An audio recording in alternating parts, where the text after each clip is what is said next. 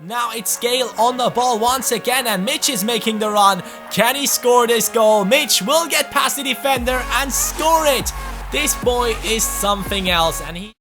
Hey, assistant coach, how are you doing? It is me, Johnny Sports, and welcome back to another Crystal Palace episode. And guys, I'm simming 2 games, and I have to tell you guys something about this. I'm simming games because I don't want to take episodes or seasons too long. I want to get through these a bit faster because I want to show you guys in the end of this career mode how much these players have grown. So if there are some games at home that I don't really need to play, I will probably sim them with the reserves team or even my starting 11, because I really want to be able to show you guys how much these players have grown. And we are currently sitting in first place, Crystal Palace with 24 points, and Paulsen is the top scorer, 6 goals. Mitch has 5 goals, so the battle is still going on. Nothing really changed right there, but as you guys might know, in the last episode, Paulsen got injured. He's gone for 3 weeks, so Mitch is in the starting lineup in this game against West Bromwich. And boys, if we could smash out 800 likes, that would be amazing. We are starting off with Mitch. Amazing pass to Dwight Gale, and could he score right here? No, he can't, but that would have been another assist for Mitch. You guys know that he has been getting assists as well, but Brownie Day, the guy that scored the sickest goal against me, is right here showing up for West Bromwich once again. And now it's Mitch trying to head it over to Dwight Gale, who then takes the shot.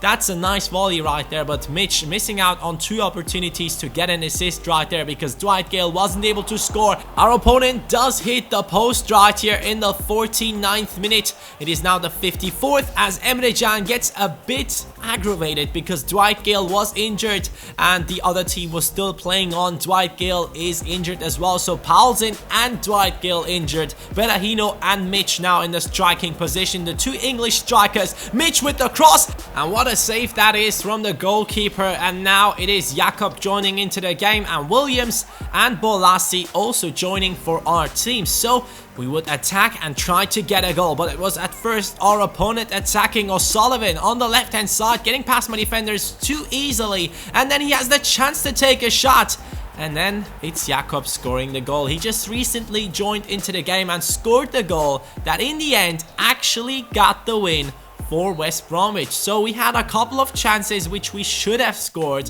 and West Bromwich just didn't give us the chance to get back into this game, and that is definitely my fault, not being able to score. Dwight Gale is gone for 8 days, I think. I hope it's not 8 weeks. I hope I read that right. But Bolasie is now happy again. In the last episode, he said that he wasn't happy with the playing time he was getting. I put him in the starting 11 a couple of times, and now I subbed him in, and he's happy again, so he will be sticking to the team. And now in the background you can see the youth squad. We do have some great talents in there. I'm really looking forward to promote them to the first team. Crystal Palace in the last episode has won their game against Olympiacos, so now we are in first place. And our next opponent would be Schalke. So let's see how he will do against this German side. Crystal Palace coming up with this lineup. Mitch and BERAHINOO in the striking position. Obviously Bolasie, Williams, Redmond, Ward-Prowse in the midfield. So no Zaha on the left. It is still Bolasie playing on the left hand side. Williams playing for Højbjerg, who was a bit tired. 12th minute is already Schalke on the attack. Huntelaar with the pass, and now it's Höger scoring the goal, and that obviously wasn't the right start. Schalke now would have 8 points in the group table, but guys, we are not giving up. BERAHINOO with the chance right here, but a horrible shot, and I think that was my fault actually, because he normally has good finishing on him. Now it's Schalke again on the attack. Höger on the ball, the guy who just scored the goal, and then it was Choupo-Moting with the chance, but Speroni gets to it. Aogo with the cross. He got a red card in our last game, but in this one he is again in the starting 11 for Schalke. Højbjerg and Salih Uçan joining into the game as far as I could see right there. Now Mitch on the ball, passing it over. It will be BERAHINOO with another shot, which just goes over the crossbar. BERAHINOO trying his best in this match. BERAHINOO getting past 2 players, trying to skill a little bit, and then the shot will get deflected by the defender. But we are not giving up, guys. Højbjerg on the ball, getting past one defender. Mitch is making a run. He gets the ball right here. Could score. Decides to cross it over to Berahino. Goalkeeper gets to it, but then it's Berahino once again. And finally, he's scoring a goal in this one. Berahino with a really nice performance so far. Tico Musunda tries to get rid of the ball, but luckily in the end that shot goes wide as well. 82nd minute that was. Now we are into the 90th minute. Berahino with the pass over to Redmond. Could he score? No, he can't. But still, the defense is fucking up right here. Redmond still gets onto the ball, and then it will be a cross to Berahino, who scores the second goal as well in the 90th minute. He is the man of the match right here. Berahino scoring 2 important goals in the Champions League in order to let us be at the top of the group table in the end of this match. And that is a great performance from Berahino. I really needed something from him. He's 79 rated, but I really feel like he's not living up to the hype. And in this game, he surely showed what kind of a striker he is, and that he is important for our team.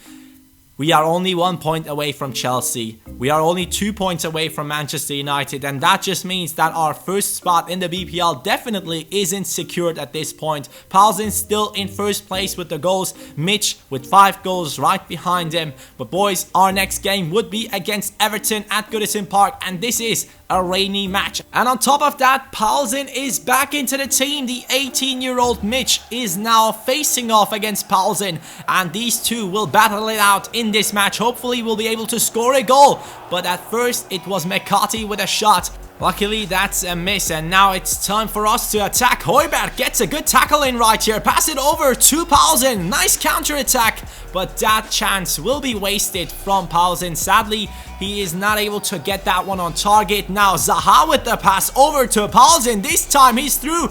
And what a shit shot that was. That was a wrong decision from me. I have to say that right there. Paulsen this time with the pass to Mitch, who could score. He tries a diving header right there. He's literally trying everything to score. And Paulsen could have gotten an assist, but wasn't able to do so. Everton now on the attack, and Speroni. That was too easy, man. That was really too easy to get past this legend. Salih Uçan joining into the game for Højbjerg. And now we also have Lukaku joining in for Everton. It was time for us to score. Ozan Tufan, the right back, with an amazing pass to Paulsen.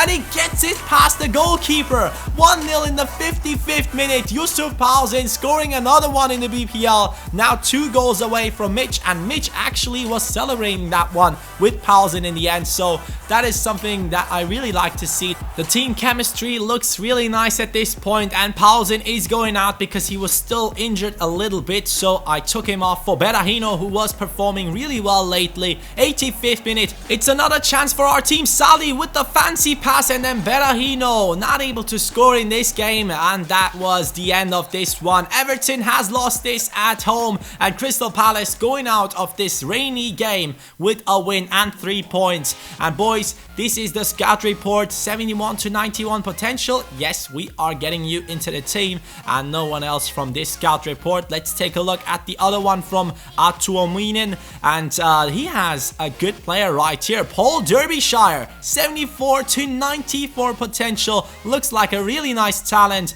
Crystal Palace now still sitting in first place, and Swansea City right behind us in second. Manchester United and Chelsea are following those two teams, and our next game will be against Chelsea. If we lose that one, we might end up dropping down from the first place. Paulsen is getting 7 goals in this season already. Mitch still on 5 goals, but I'm really sure that he will score a lot more. And Berahino is now climbing up the ladder as well. So we will see what will happen in this season. This is the question for you assistant coaches. Tell me in the comments down below, which striker do you think will end up being the top scorer for our team? Will it be Yusuf Paulsen? Will it be Mitch, the new talent? Or Berahino, who's starting to play in a really nice way lately, and he's obviously the highest rated striker in our team? Tell me in the comments down below. Thank you guys so much for watching. Have a nice day, and peace.